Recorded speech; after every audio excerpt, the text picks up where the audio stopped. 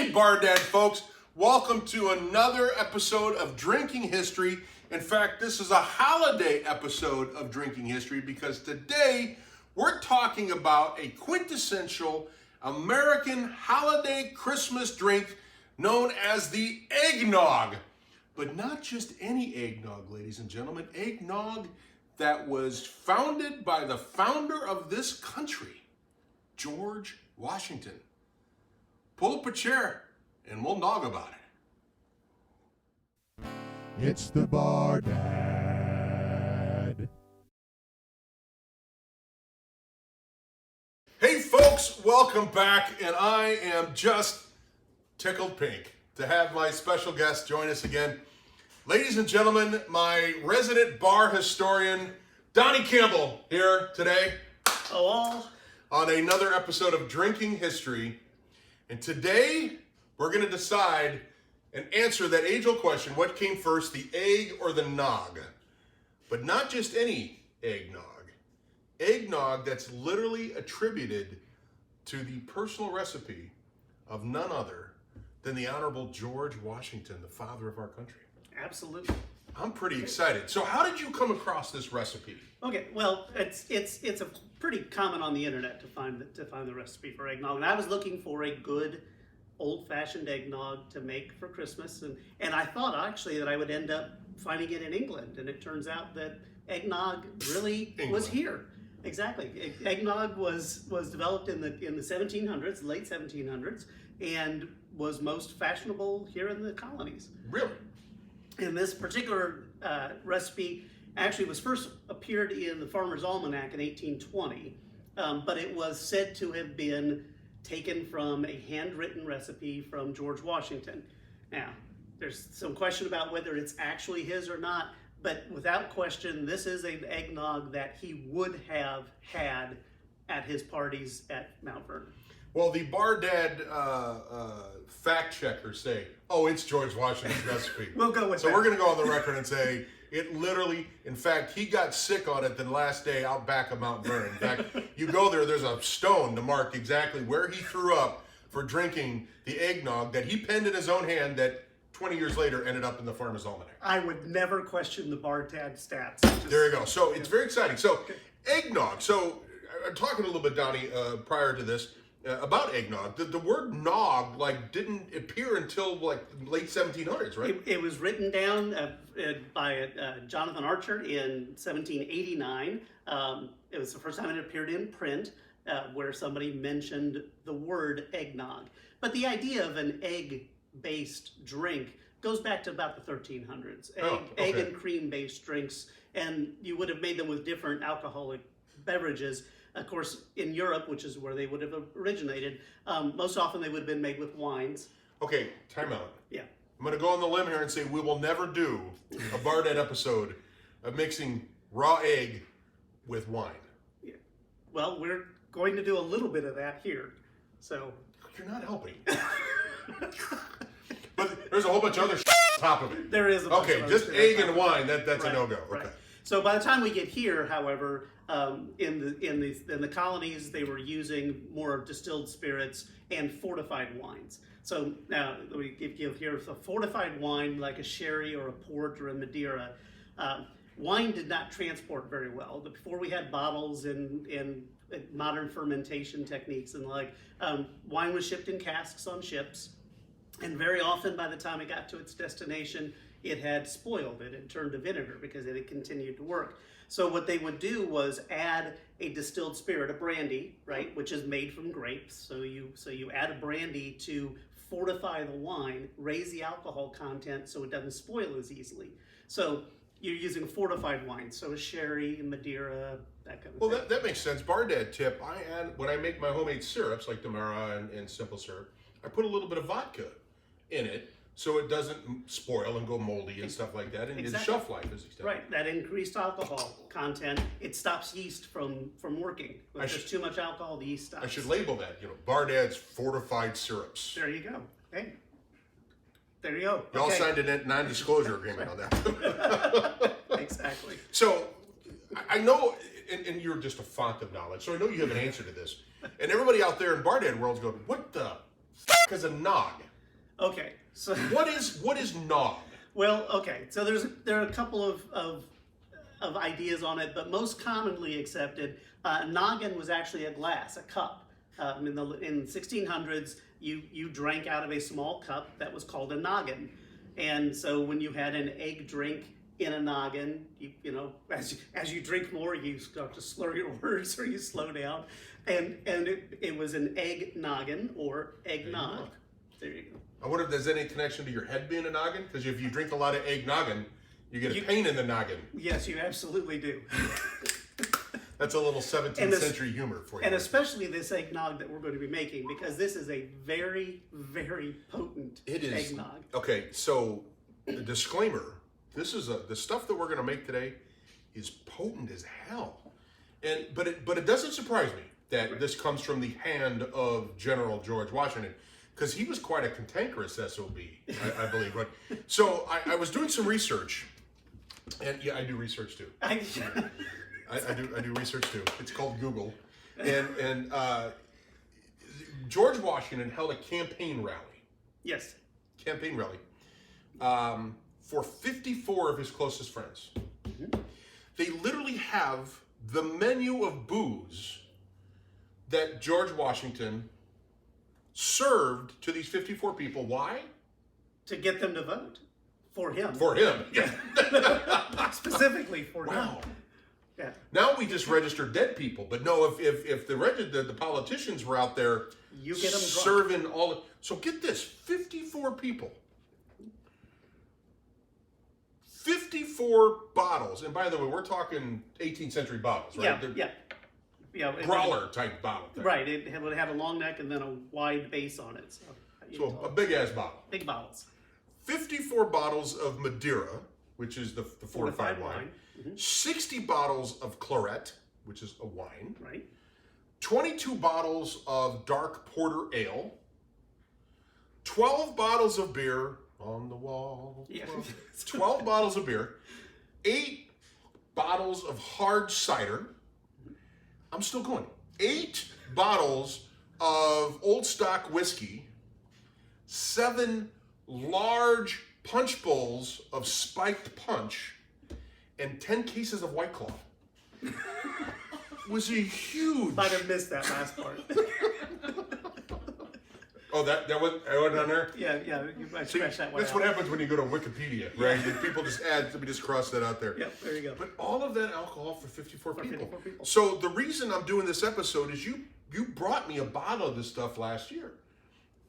And it was literally like a week after we did the Coquito episode. Watch the Coquito episode. I thought the Coquito was strong. I drank this stuff. It grew hair on my chest. Look.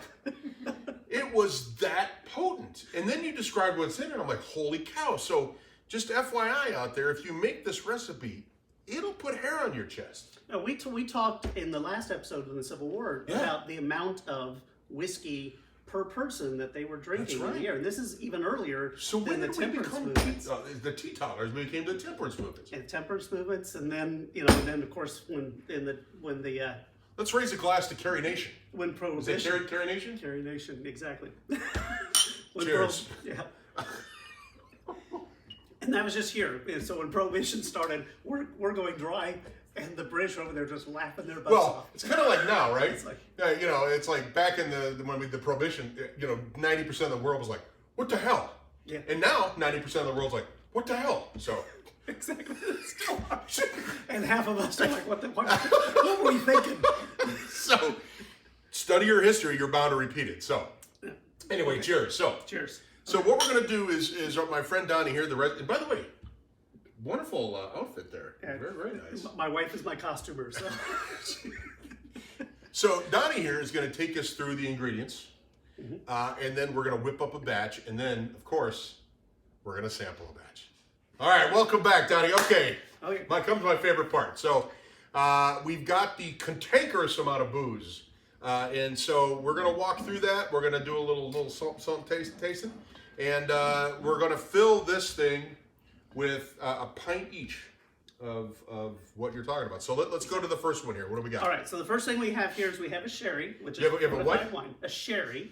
Sherry! Sherry, baby. Moving on. So sherry is a fortified wine. We talked about that earlier. Pour us a little sample. Okay, there we go.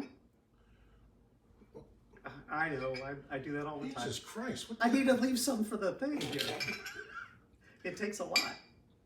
Okay, so definitely has that sweet kind of like very complex, little sour, little vinegary thing got it going on there. A little bit. All right, cheers. Okay.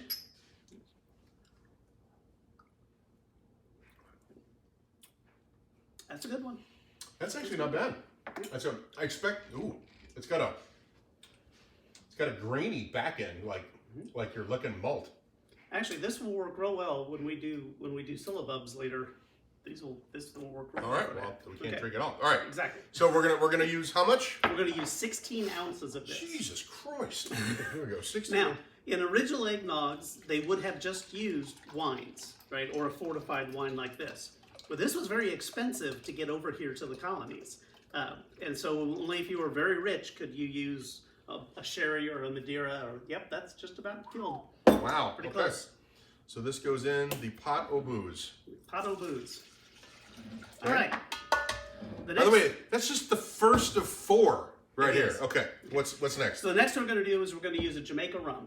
Okay. Okay. So spiced. spiced rum, which is kind of the hallmark of a good Jamaica rum, is a spiced rum. So this would have been the type of rum they would have had at the time. Again, this was really expensive. Rum was not. Rum was cheap. So early colonial eggnogs could have just been made with rum as the sole spirit. McNair, rum.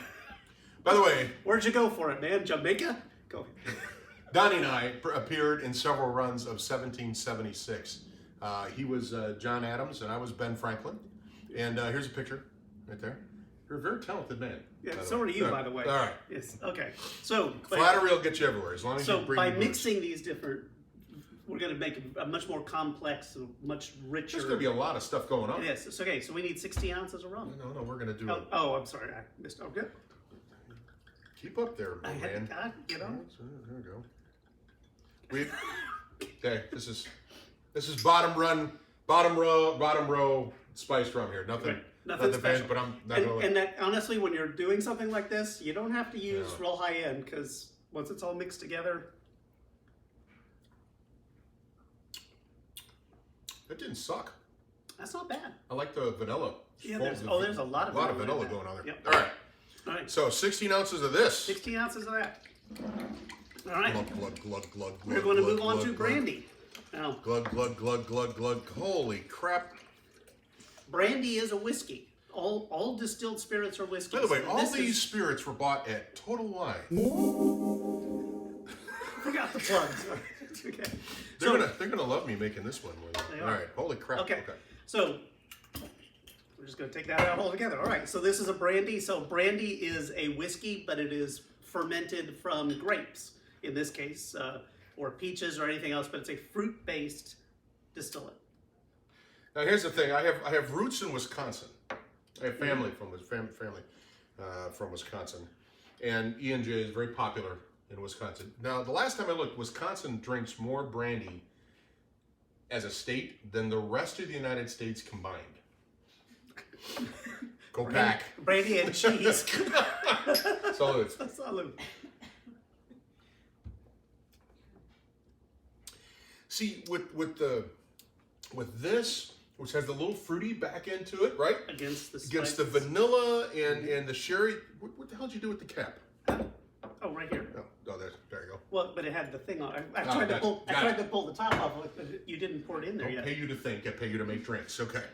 You need to put it in there. It's a little tough to. Oh,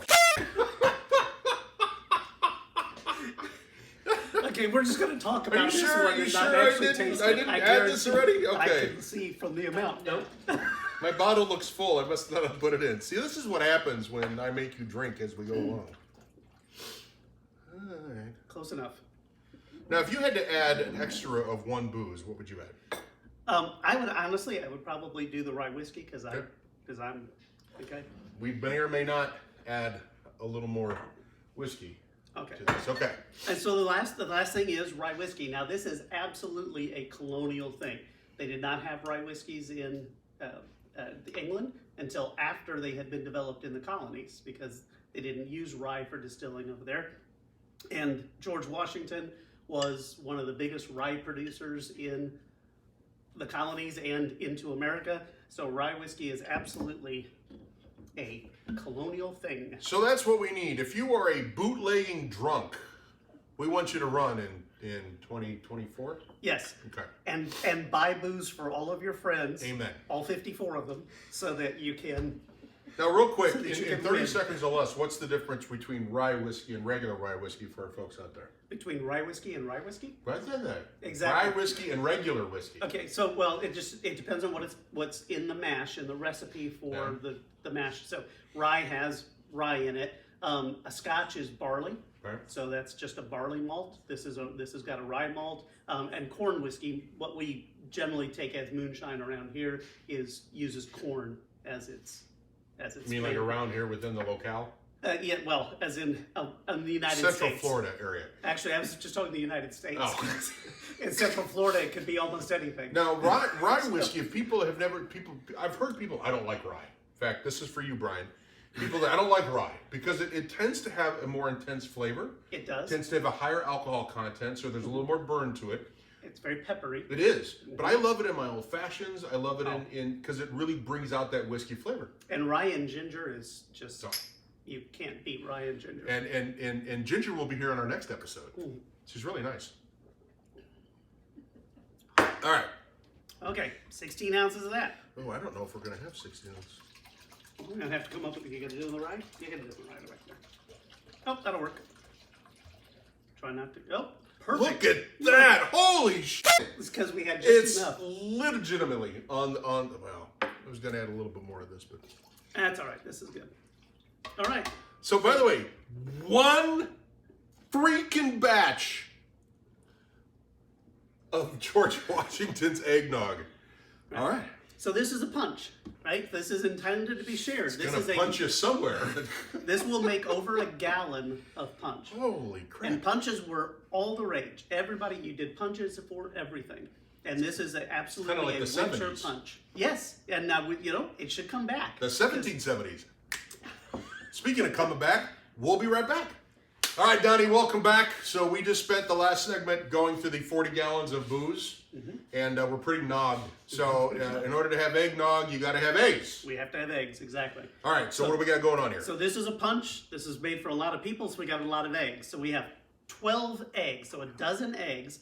And we're going to separate, if you want to get the last couple here, we need to separate the yolk from the white in the egg. I should have done this before the nog part. Yeah, It's it would have been easier. Just saying. Okay, because you want to be very careful not to get any yolk or shell in that egg white.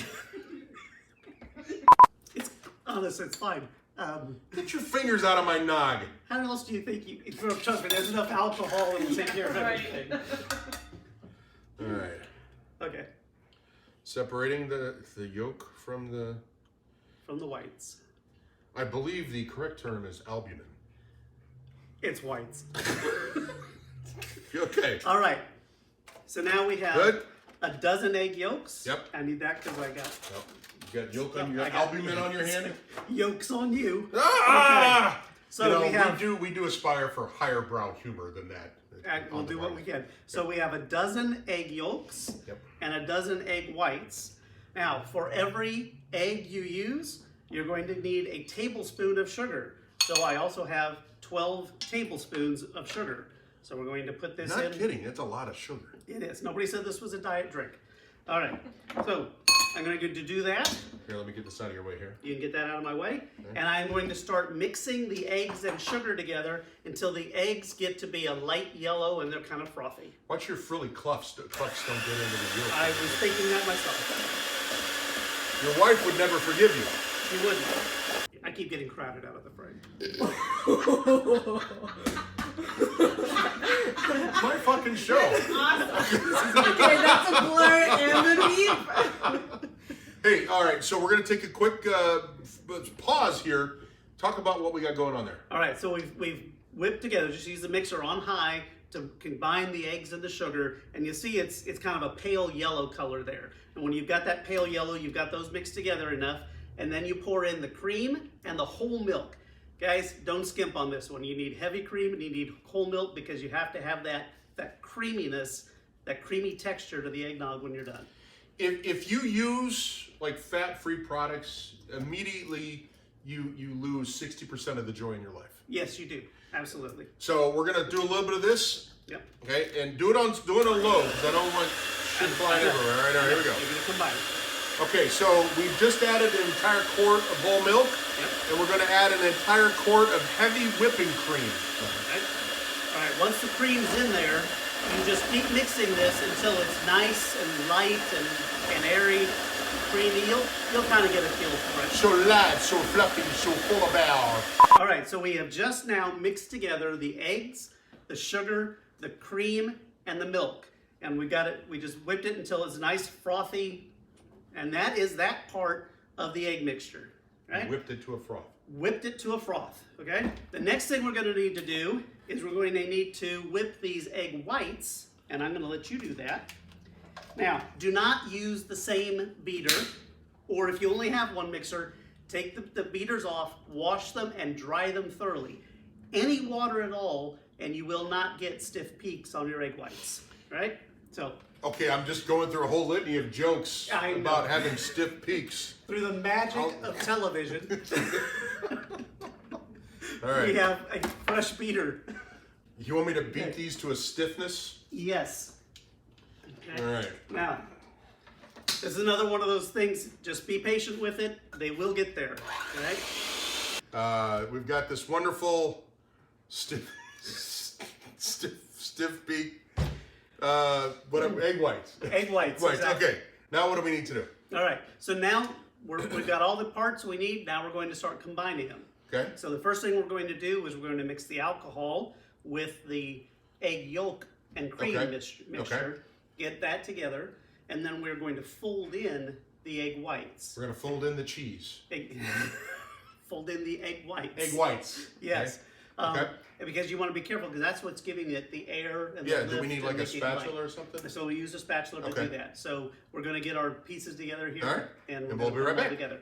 Yep. All right, so we took that big bowl of egg yolks And cream and and milk. the cream and sugar, and we put it in this very historically accurate igloo cooler jug thing here. Right.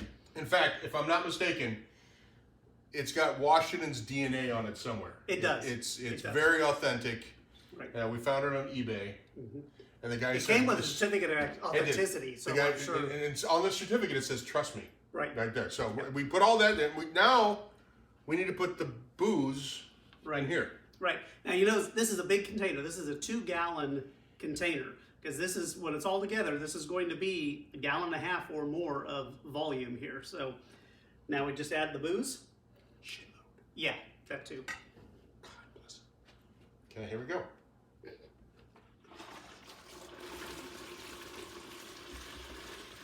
Holy crap. Yep. Oh my God. Ah. Now we're going to fold in the egg whites. You want to try and just do this gently. This is not a just dump and stir. How do you fold in the cheese? Yeah, you do it this way, right? You put it in there, get a couple of scoops of it. Turn that where you can see it a little bit. Can you see that? Right. Probably not. Probably not. That's all right. All right, but we're just going to gently mix that in. You don't want to break them down too much because that gives you that frothiness that's going to end up making this work. And that's it. It looks like mashed potatoes right now. It really does. Okay. So it legitimately is filling this 2-gallon jug. Yeah, that's a good 1.5 gallons right there. So by the way, we're going to be selling the official George Washington Bar Dad eggnog Because we're gonna have plenty here. forever. Okay, 62 more containers of this. We can have that. We can have that party. Okay, that's it. That's it? That's it. So Let me it's, fold in some there's cheese. kind of bits of putting it together. Sure you got to lay down to the bottom? Yeah, you just gotta get it folded in. So now this is going to sit in a cool place or a refrigerator. That's fine Don't lick it because it's all raw egg. Exactly, for 3 days. All right, so, and that's a good point. I was going to address that. So you see a lot of recipes for eggnog where they cook the eggs down for safety. This is a colonial recipe. It wasn't that. They had outdoor plumbing. Exactly. But the alcohol in this mixture will cook those eggs. It will take care of all the germs, all the problems, take care of everything you ever have to worry Imagine about. what it does to your duodenum. But it takes at least 3 days. Keep it in a cool place. Once or twice a day, stir it up, or if it's in a container, you can shake it just a little bit just to keep it mixed up. 3 days, it's good to drink. It will keep for a week to 10 days after that and still be perfectly good to drink. So this is a great, we got the Christmas holidays coming up. The New Year's holidays is perfect because it's a winter punch. So it doesn't, we drink it a lot at Christmas, but it doesn't have to be just Christmas. It's eggnog. It's not just for Christmas anymore. Exactly. All right, so when we come back, we have some that we've prepared ahead of time. through the magic of the Food Network. Exactly. Be right back. TM. So, eggnog does not get consumed in the Bardad home unless it's in the traditional Wally the Moose eggnog mug, if you don't mind. Absolutely. Thank you, sir. Look at that. Fill that nose up. There we go. There you go. Okay. Now, By the way, this is also very traditional of 1797. And George Washington, actually, if you go to Mount Vernon and you go into the dining room with all the frescoes on the wall, there is a set of the punch bowl and a set of Wally the Moose mugs around the punch bowl. So learn your history from here at the Bardad, folks. Okay, now, before you drink that, the the most important ingredient. The magic powder. All right, so this is nutmeg. Now, at Mount Vernon, everybody would have been given an individual bit of nutmeg and a silver grinder, and to which they could grind their own nutmeg. And very often, those were given as party favors for the guests to take home with them.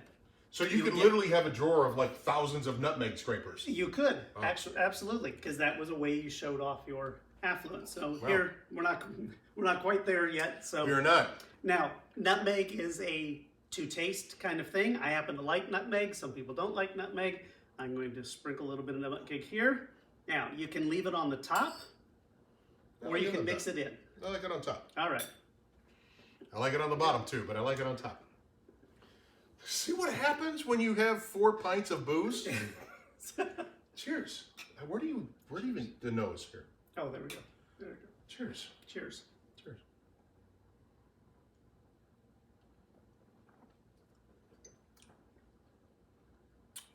Damn. Okay. Very tasty, first of all. But the booze hits you like you know that this is a fortified eggnog. But there's no burn to it. No, there's no. I mean, no burn at all.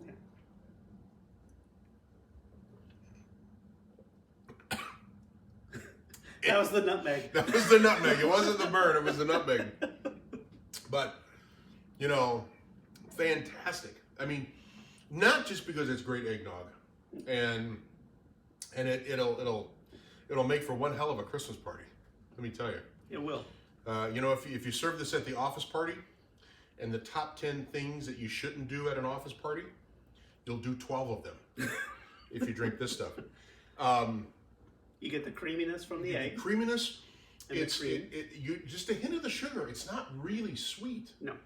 It's not, because people think of eggnog now and it's a syrupy, thick, gross kind of concoction. Right. Glutinous thing. Gelatinous. There's a word. Gelatinous. This is not. So this is legitimately like a punch. It is. And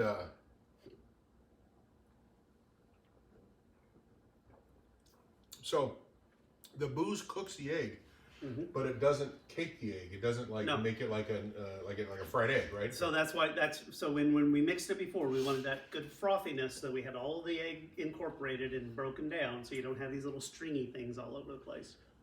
And then you get that aeration from the whipped eggs, and then the booze, lots of booze. And it's a very complex flavor. So you could make this with any one of those. Yeah, but you're right, because you lose that.